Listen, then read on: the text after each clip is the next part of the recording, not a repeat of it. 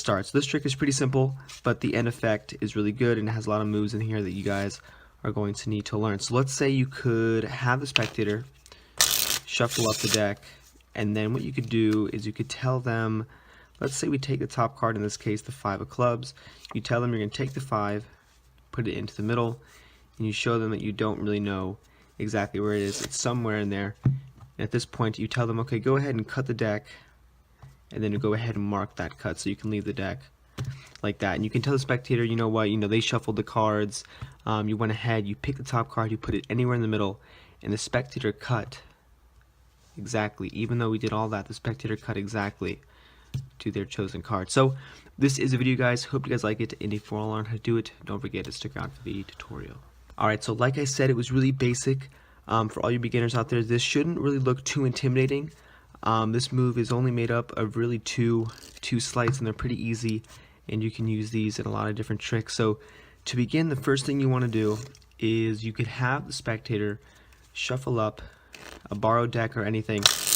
They could shuffle it up, and at this point all you have to do is get a double lift. So I'm going to do is, instead of flipping over one card when you're doing the trick, you're actually going to be flipping over 2 cards to make it look like you're flipping over one. And like I said, this video is directed towards beginners, so when you first do the double lift, don't be discouraged that it's going to look really sloppy, because it takes a while to get it to look smooth like that. So the whole premise, okay, a quick tip for when you do the double lift is you can take the 2 cards and you can leave them out jogged a little bit in the back and then pick it up. And like I said, get a double lift, you can take it and take their card, in this case the Jack of Diamonds.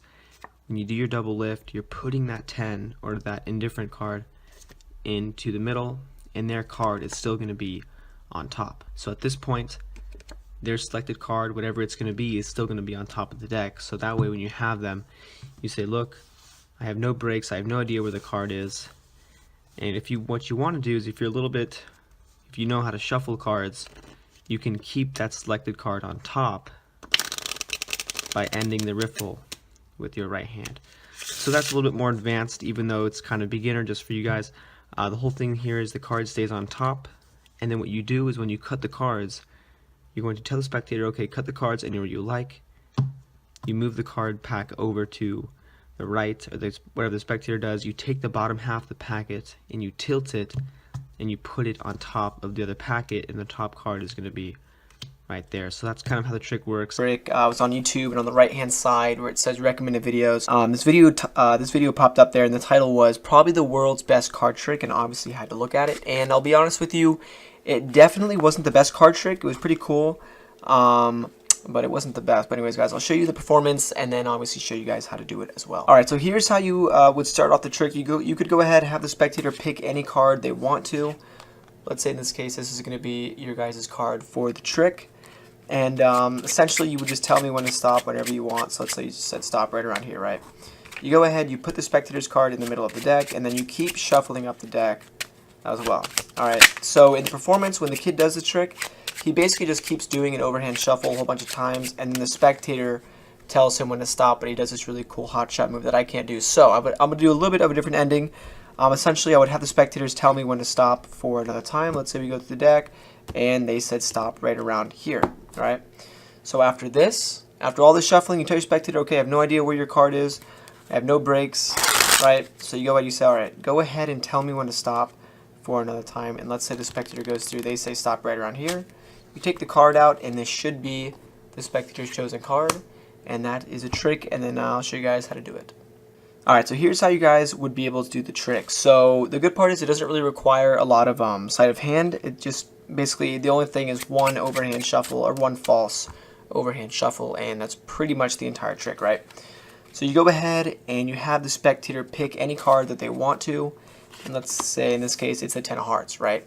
So you go ahead, and what you do is tell your spectator to tell you when to stop, and all you're doing is a regular overhand shuffle.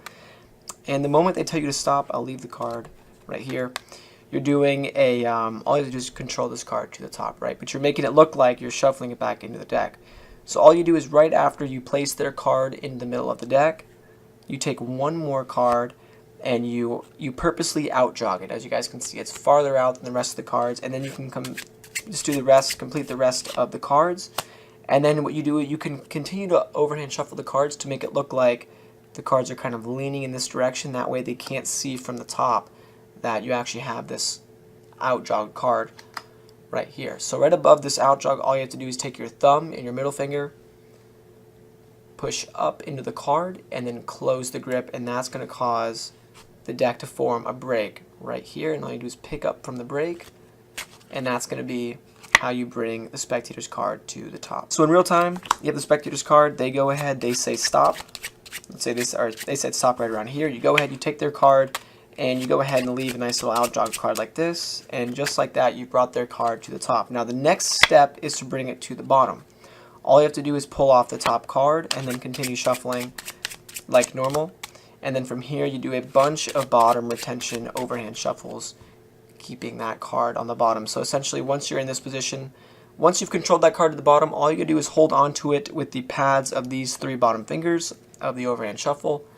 It looks like this. So you're doing a normal overhand shuffle, except for you're holding on to the bottom card right there with your 3 fingers, and it's going to stay on the bottom. And you keep doing that about 3 or 4 times. The spectators are not going to really notice you holding on to that bottom card throughout the entire shuffle. So you can do this, like I said, 3 or 4 times.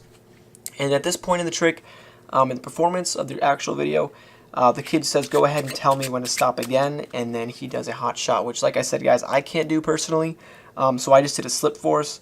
But from here, what you want to do is bring the card back up to the top. So you can do you can just overhand shuffle the cards, and then don't do the bottom retention, and then just bring up that single card all the way back up to the top.